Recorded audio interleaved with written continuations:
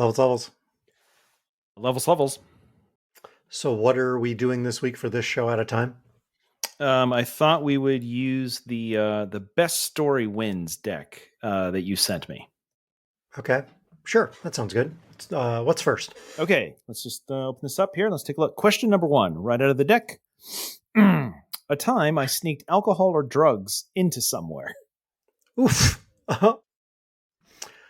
Since neither of us are an Iowa Falls Police Department cop, I say we skip this one. Okay. All right. Yes. Okay.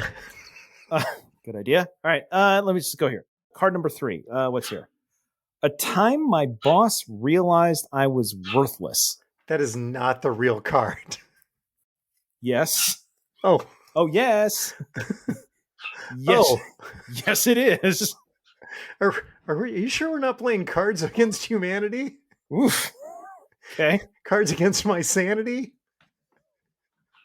Huh. Okay. How about something else? Card number 10. Most annoying coworker I've ever had. Okay, there's got to be something in this deck that we can cover that's not going to get us in trouble. At least with our current coworkers. Okay. All right. You know what? Number 5. Best meal I've ever had. Oh, food. Yes. Food is benign, much like weather. We can talk about food. But we should not just focus on the best. We should go for the worst, because worst is always funnier. Buckle up, toddlers.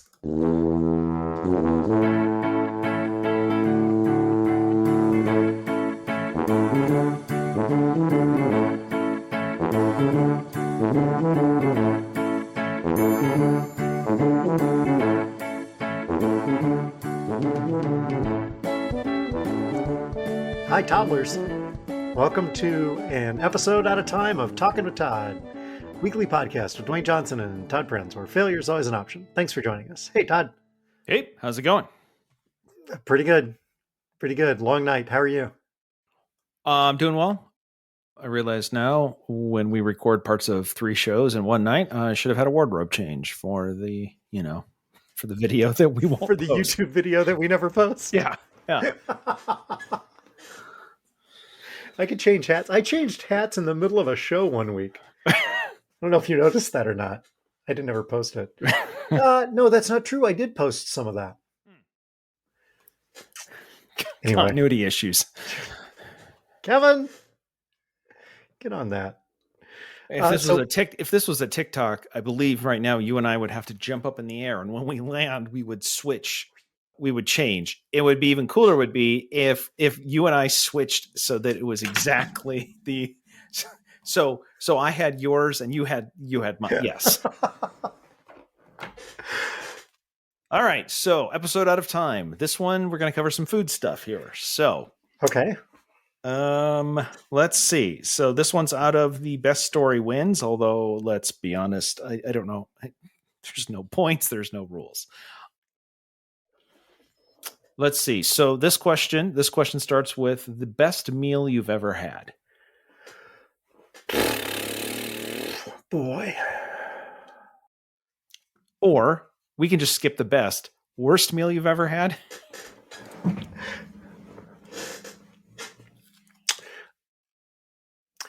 I could probably... Greg and Sherry would tell you it was both the best meal and the worst meal. It was the best of meals. It was the worst of meals. It was. Thank you. That was. We had a Dickens of a time. Oh, jeez. My apologies, everybody. Sorry about that. I just kind of led you right into that. We went to Bookbinders when they lived in Philly, and I had the snapper soup. And it was fantastic. I loved the snapper soup. It did not love me. And we went back to their very small apartment with one bathroom. And that was problematic. That was a great meal. It was not a great result. How's that? Fair enough. I think the right level of detail. Interesting. The worst I believe that I've probably had was similar. I was in. I was visiting Salt Lake. It was New Year's Eve. We went out for a very nice seafood dinner, and I don't think I made it to the fireworks before that seafood did not agree with me. That was no good. That was no good. Yeah. Yes. Hey, this is pretty good. Yeah. Yeah, I'm never having that again. What was it? I don't know, but that's just not again. We went to Lucky Horse, which is down in Dogtown by Drake, before a Drake men's basketball game this year. And I ordered a triple grilled cheese sandwich. And it came to the table, and Amy looked at it and went, huh, that's a lot of cheese.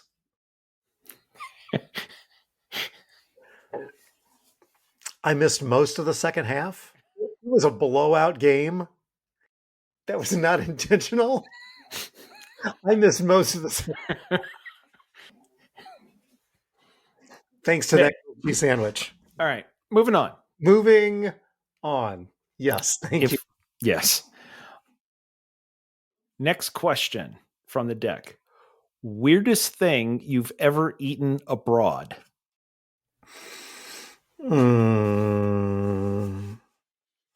Would have to be something when we were in Poland, probably, because we didn't eat anything weird when we were together in England. That was all pretty standard fare, I thought. Yeah, I was gonna say I don't think we went nuts. No, we really didn't. Maybe it was in Poland. I haven't been abroad all that much. How about you? The first thing that comes to mind, I was in Manila, and the people I was visiting, they took me around, showed me the city for the day, and then we went out to this very nice seafood restaurant, sort of at the end of this jetty, and they ordered some of the Philippines, delicacies. The squid ink soup with large chunks of squid in black soup. I don't know if it's the worst thing I ate. It was up there on the weird scale. Now that they ate that on a regular basis, right? So it's all your perspective. I do not eat a lot of ink colored soup and try to avoid squid. I had a few pieces. It's a delicacy. They wanted me to see. They wanted me to try it. I tried it. There was opportunities to eat weirder things when we were in China. We passed on all of those. There were multiple meals where lots of food was brought out and most of it was fried and put into like a big lazy Susan in the middle of the table, and like 10 or 12 people, and they would come out, and in some cases they told you what it was in Chinese. And in other cases they just skipped over some stuff. And so we were mostly going off of looking at it, saying, and again, it's not weird to them. This is lunch, right? Right. Yeah. But we were playing the game, not just with me and Lisa, but with some of the other people we were traveling with, of what do you think that was attached to? Like that looks suspiciously like a battered chicken foot. You know what? Am I going to try it? No, I am not. No, because we're going to be here for 10 days. So what can I recognize? One, recognize, and two, in a good way. So that was, yes, I think, yes. But squid ink soup was an experience. Are you not a calamari? No. Oh, no. We love calamari, particularly the kind that comes with all of that's deep fat fried with all of the tentacles and everything. I'm not as big a fan of the chicken nugget variety of calamari that's either in strips or in rings that's deep fat fried, but particularly when it's all of the tentacles. Oh, especially with a really good marinara sauce. That is some of the best stuff. Oh yeah. There's an entire category of seafood that's on a range of this is far chewier than anything should be. Do you like Yeah. oysters? No. Have you had grilled oysters? See previous answer. You, No. I tell you, and I am not a fan of raw oysters, but if you leave them in the shell and put enough Parmesan on them and then broil them with a bunch of butter on them, oh, that is particularly, there's a couple of places in New Orleans that, oh man, oh, so good. I can enjoy some scallops Okay. if they're cooked correctly. And I can't stress enough, see my previous story, how important it is that the scallops are cooked correctly. And the problem with scallops is I think there's about a 10-second window. Yes. Anything over that 10-second window, it becomes inedible. And anything under that 10-second window should never be ingested. And if you do, that's a self-correcting problem. So very hard to do. I also, as you were describing it, on the cruise ships, we'll do. They usually have on one of their fancy nights, they'll do escargot. If you get enough butter sauce, almost anything can taste good. Like the trick is, I need to taste the butter, right? Just that helps. Yep. And We do. yeah. No, go ahead. No, you good. On Christmas Eve, we're home. We do a seafood dinner. We do crab legs in the Instapot. And if anybody wants the recipe for that, it is super easy. Frozen, shove them in the Instapot and turn it on. And that's it. And a whole bunch of Old Bay seasoning. It's really easy. So we do that and we do scallops. And so I do scallops, pan-fried scallops on Christmas Eve. And we get the sauce from the local hibachi place because I don't make my own sauce, but their sauce is really good. So Ohana's, and but so we regularly do that, and I will admit, the second set of scallops is almost always better than the first set of scallops because when you only do it once a year, the first one's a trial run. Yeah, it's preseason. Yeah.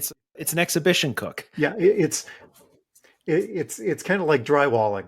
Doing the mud on the drywall. By the time you get done hanging the drywall, oh yeah, that's right. That's how I do this. Don't look at the first half of the room, right? Yeah. Don't eat the first scallops. Yeah.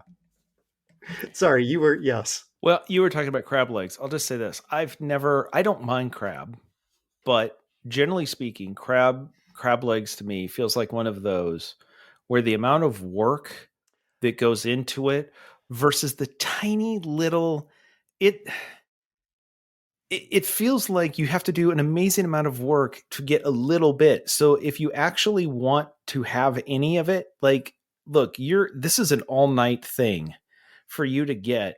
Like you got to go through like 8 to 10 and you're crunching them and it's getting all over and you're splitting them apart. And then you're like, this is a huge crab leg. And then you pull out like this little, like what looks like a toothpick of crab meat. And you're like, oh, that was good.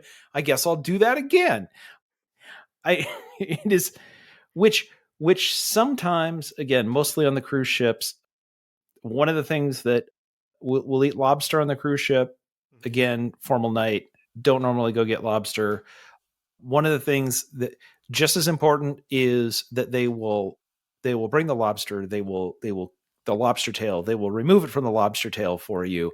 They will then put a lobster tail that you can eat on your plate with more butter than you know what to do with, and then you don't have to do any of the work. Really, I mean, it's coming down to like what's the amount of work required here.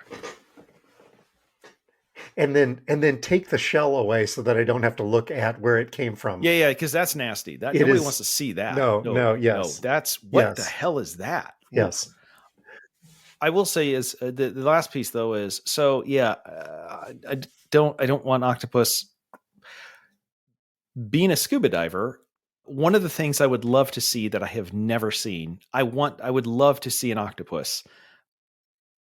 Not on a plate, like in its actual habitat, and they are very difficult to see because they are very intelligent. They hide very, very well and camouflage themselves. And so like that's like on the list of things that is like, so what I and I've seen lobsters going through, and what I don't think is like, ooh, yummy. It's just like, oh, lobster. So yeah, that's do you know why octopi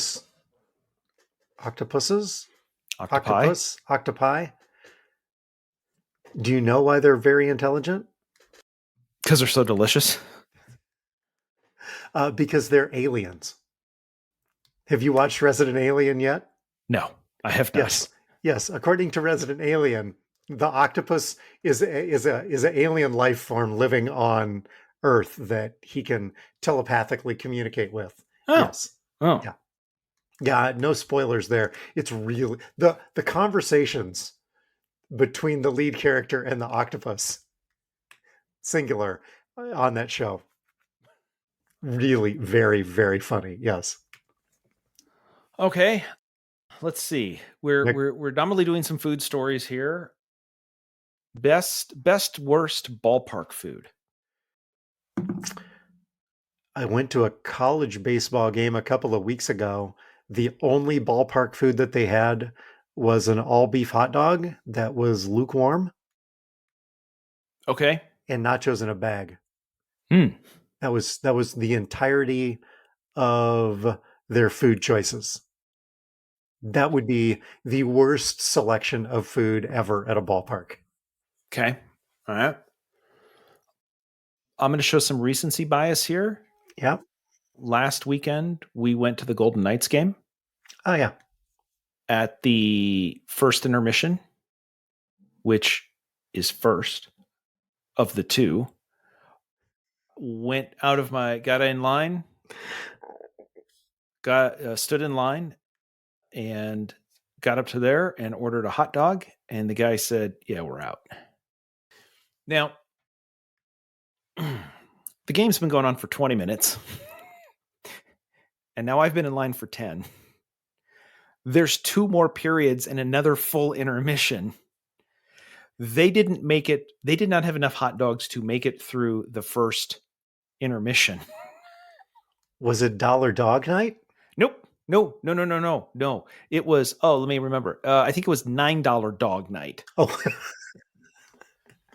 But he did wonder, you could have something else. I could have the $12 pretzel or the $19 hamburger. And I said, no, thank you. And got my drink and came back. Lisa's like, I thought you were getting food. I thought I was too. But apparently, yeah. Oh, what's the cheapest thing on our menu? Yeah, don't stock that. Just put it on the menu. The tenderloin at the iCubs ballpark is pretty good. Yeah, it is hand breaded and not just the one that comes off the truck. That's pretty good. The food in Kansas City is good, though. I think we've talked about this. The lines are ridiculous, which is odd, right?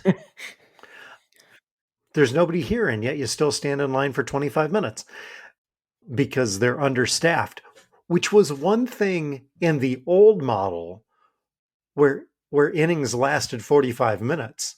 In the new model, if you're gone 45 minutes, you miss half the game. Uh-huh. I do think probably, however, like the best food item really ever, I want to say was a mid-September game at then Invesco Field at Mile High. We were sitting in the full sun. It was somewhere around 90 degrees. The large $6 Diet Coke in the souvenir cup was the best thing I'd ever had. just anything. Just, oh my God, it is so hot. It is. Do you want any food? I can't digest anything now. It just. And I'm not going down, because if I go down, I'm not coming back up. Yeah, that's just. Do you see where we're sitting? Yeah. I just saw United Jet fly below us. So, like, this is nuts. We are way high. Oh, look. A window departed the plane. Anyway, okay. Depending on when this show releases, that was a callback for several episodes ago.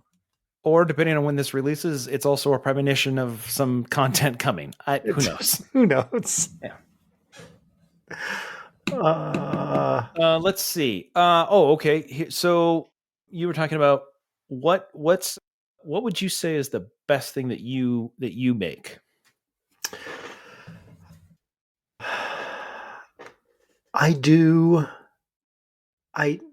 Spaghetti pie. No. You're just messing with me. You're just just messing with the thing is, you got to get up early because you got to make the crust. Yes. You got to roll the crust out. Yes, right? yes, yeah.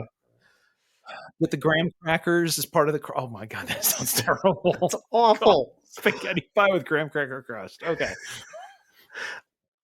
I do a stroganoff that's actually pretty good. We've got this one recipe that is it could be crab, but more often than not, it's crab with a K. Yeah. And Alfredo, Dijon, fettuccine, and vegetables all together. It is both work in the prep, because you got to prep all the vegetables and everything, because we always do it fresh. But we like that. We like that. I can also do it, shockingly, I can do a mean pizza. I can also do a good pizza, but I can do a mean pizza. How about you? I mean, that's several things that I both like to do, and I think we do pretty well around here. I'm just thinking, like, when somebody says, "Oh, that's a mean pizza," that is all about timing. If you put it in front of somebody and they go, "Oh, that's a mean pizza," that's good. If 45 to 60 minutes after finishing the pizza and they're sitting there and they go, "Oh, that's a mean pizza," that's an entirely different experience. What would you like on your pizza, Tums? So when you said, how about us? So Lisa's the cook. Lisa's a very good cook. She's very good. My cooking skills are somewhat limited. And so the joke in the house is that Todd handles the 3 Ps. You got your pizza. Yep. Your pasta. Uh-huh. And your pancakes. You need those. You come here. You're now, on by it. the way, can Lisa do all of those better than me? Yes. Oh. I'm not saying that. I'm not saying that I'm the best in the house. I'm saying that I am passable in those 3. Those have been signed off by people. You can feed the family and not starve. See, Amy is more of a baker, whereas I am more of a cook. She enjoys baking more. Cookies, cakes, peanut butter bourbon balls. Addictive in more ways than one. I was going to say, that's actually that makes sense. Does that track? Yes. Well, I'm just saying, like, I think there's 800 numbers you can call for that. Uh-huh. I think I think that also qualifies to, hey, I made a big batch of peanut butter bourbon balls. This half is normal and this half's the mean half. I mean, Depends on how your day went at work. The ratio is 1/3 to 2/3 of what? Well, you just flip it. we learned the difference last year of making it with cask strength bourbon versus just, 80 or 85 proof. I was gonna say high V bourbon. Yes. Yeah. Whew. Yeah. That is both a snack and also something that will take care of your nasal decongestion. Nasal congestion. That'll clean you out. Yep. Yeah. Oh, go ahead. Nope. No. I'm good. Oh, all I was going to say was 10, 15 years ago for one of my grandparents' big wedding anniversaries, I think that we were all getting together. Maybe it was their 50th. I think there was also this idea of, hey, by the way, everybody in the family should bring all of the recipes together. And then we will make a family recipe book for everybody. And I needed to contribute. So I believe my page in the family recipe book was the closest number for calling. Oh, you know what it was? Because we were in Iowa Falls. Mine said Todd's Pizza. Number 1, call Pizza Hut at and 648 and 2, pick up pizza. So I think that was my contribution to the family. Yeah. I mean, there's multiple steps. It's almost cooking.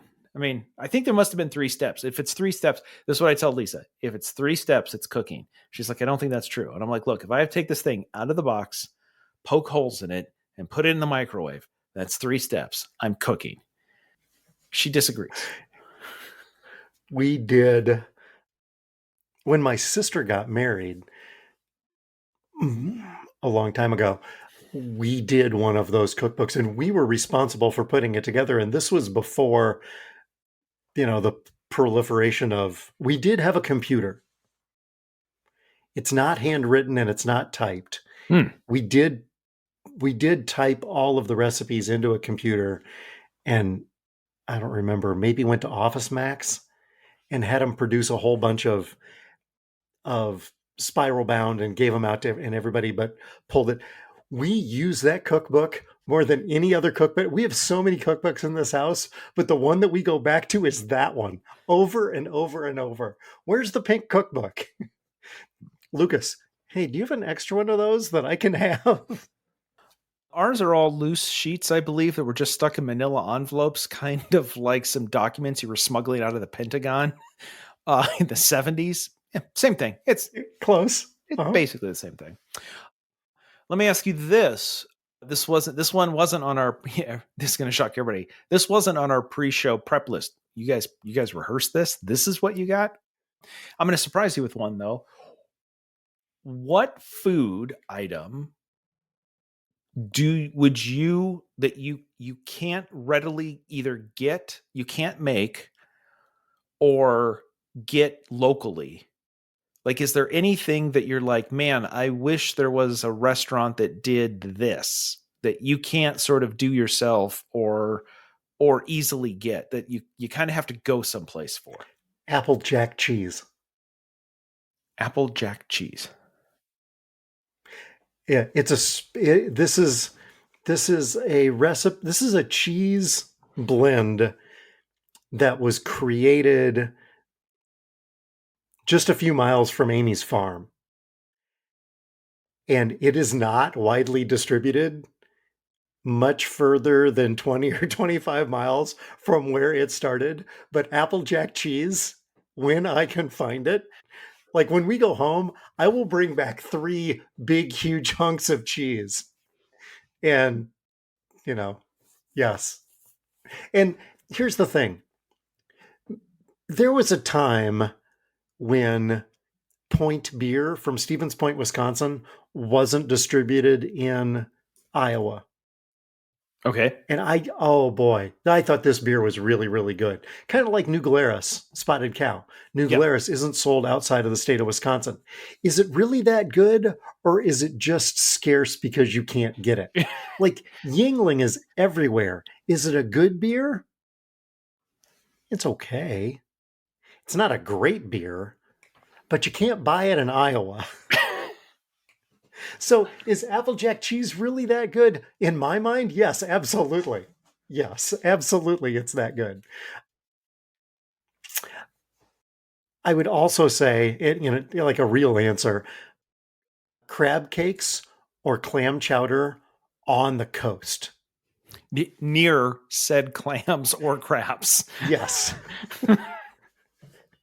Is the clam chowder downtown here in Des Moines good? Sure, yeah, it's very good. It's not great. Yes. How about you? Where do you have to go to get something good? Well, I mean, I think the top of our list would be it's going to come as no surprise. Really good fish and chips. Yeah, sure. We could use a chippy here in town. Don't have one. Lisa makes fish and chips. She's done it with frozen breaded fish. She's done it with buying fresh fish and breading it. But you know, the problem with all of that is there's something about first of all, sort of the British, the local fish, the breading. You need oil that has cooked a lot of fish. Like the fresh oil isn't giving you like, oh, this is fresh oil. That's not it. That's not the taste I'm looking for. You need the oil that hasn't been changed in years to get the taste you're looking for. Is that what you're saying? I mean, they wouldn't say that, but that's it's sort of like the sourdough starter. Like this sourdough has been like there Yes. is oil in here that goes back to the 1800s. Okay, and that's and then I think probably I would say most of it's British stuff. Yes, so it's fish and chips. It is like a good steak pie or a meat pie from not just in London but up north where Lisa's from. Those are different up there. Can't get those here really. And then we've got some really really good Indian in town, and there's good Indian around. And I don't know if it's just where we've lived, Salt Lake, Reno, elevation or humidity or something, but non-bread here in the United States, I don't know what it is, but it's not right. It's fine and it's good, but it's not what you expect. So when we go to London and we go to Indian restaurant, get a non-bread, and we're just like, I don't what is this? I like they just can't nail that. So yes, I think those are the three. What you get is NON bread, not NAAN bread. I mean, it's close-ish. It's recognizable. Yeah, it's non bread. That's what it is. It's non It's non. it's NON-NAAN non. It's yeah, and then and this is I think probably the other thing I would say is some good Kansas City barbecue, because there's a couple places in Kansas City that do barbecue that you can go to a barbecue place just about anywhere else. And again, I know that there's Tennessee barbecue, Kansas City. There's a couple of places, in Kansas City, and you're like, well, this is completely different than anything I've ever had. So yeah. Yeah, our Carolina listeners are going to take issue with that, but Yes. yeah.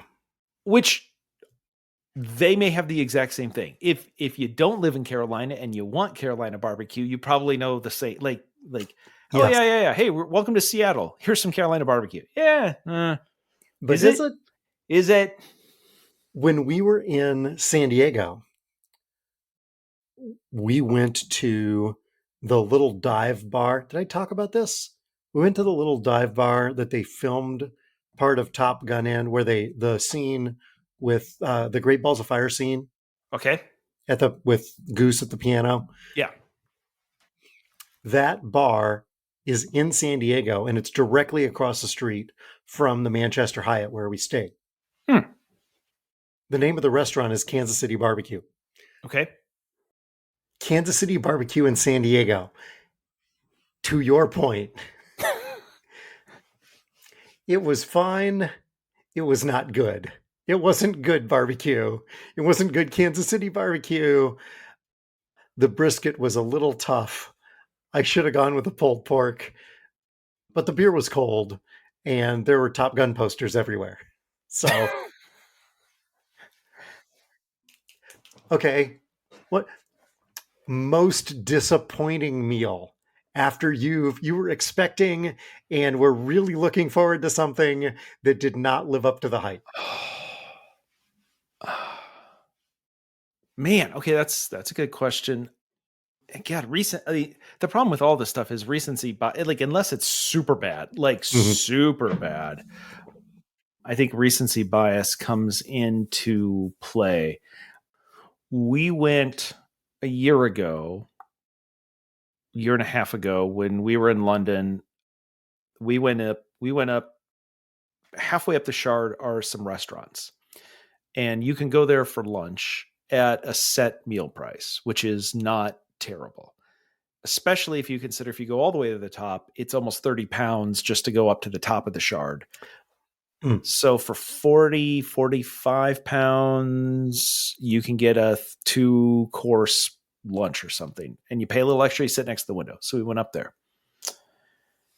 and it was just excellent. The meal was excellent. We're literally set against the window, so you just look out. You can have the table for like 2 hours.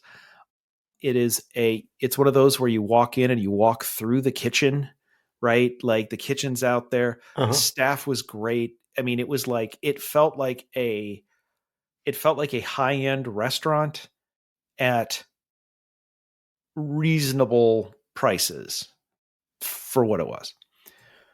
We just had a great time. We said, this is awesome. I think it was while we were there for New Year's. So in our last trip, we said, we should go back. Yes, we should go back. It's great. It's not bad. Get to go up in the tower, get to go see everything. And we got up there and we ordered basically the set menu only has a couple of options. So we ordered basically, I got like about the same thing. It was the same steak, the same, and we're just eating and like, well, that doesn't look as good. That doesn't taste as good.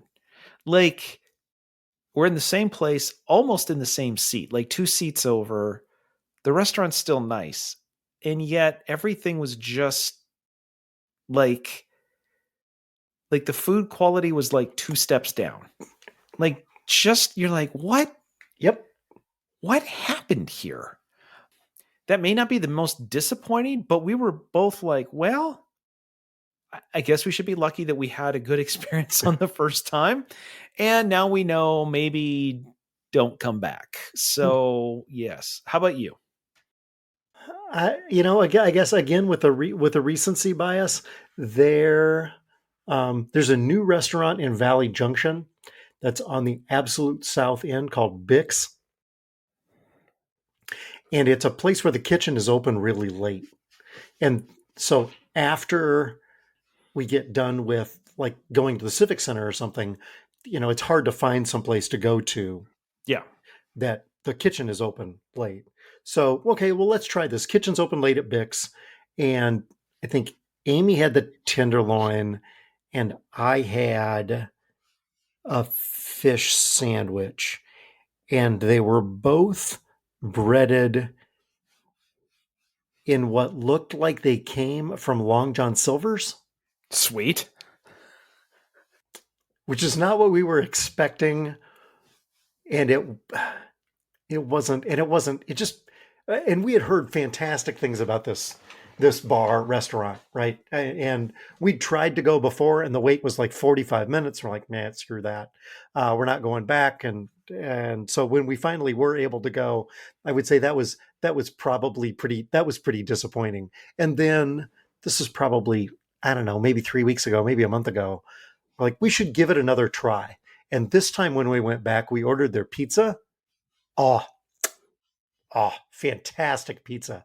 That was the way to go. So I would not recommend anything beer battered and deep fried, but I would recommend the pizza. I was going to ask you, how was the deep fried breading on the pizza?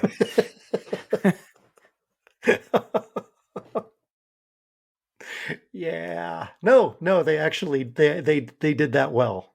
Yep. And what else did we got something as an appetizer too that was really good. Oh, this was just this weekend in Peoria, but we went to a brewery called Obed and Isaacs, which has several different locations. The first one that we ever went to was in Springfield, Illinois, but they've got one in Peoria, and they do a Scotch egg. Yep. Oh, one of the best Scotch eggs in Peoria, Illinois. One of the best Scotch eggs I have ever had. I don't know if they imported somebody from Scotland to make these or what, but oh boy, was it good. Oh, hands down. I thought you were going to say, this is one of the top 3 Scotch eggs in Peoria. What? Well, okay. Of all the Scotch eggs I have ever had, it was one of them.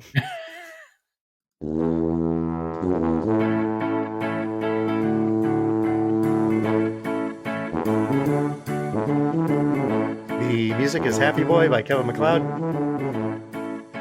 You can subscribe to our award-winning podcast with visiting food critic Todd Prinz, wherever you get your pods. Just don't taste right. Search Talking and the number 2. There's no G and no space.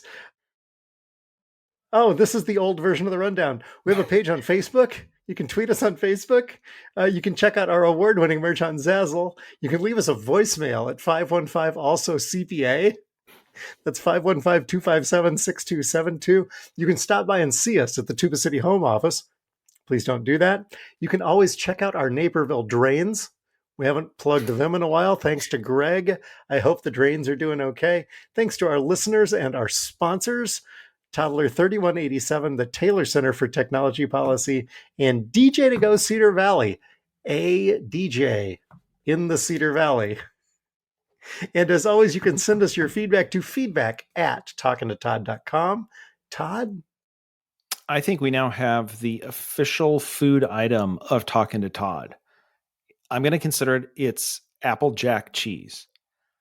Because the way you described it is, it's not like widely distributed, much like this podcast.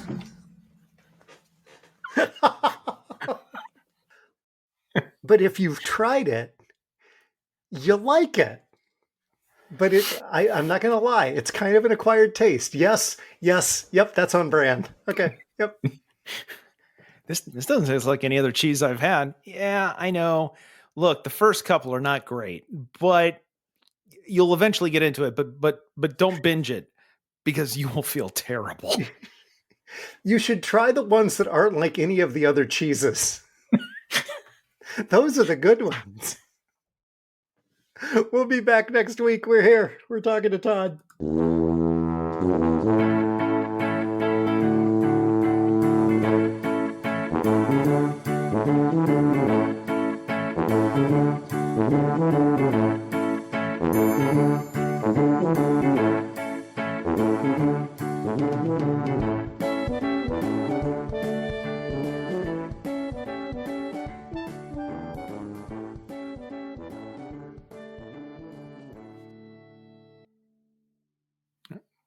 Who's up for sandwiches? Anybody? We spent a lot of time talking about cheese on that pod.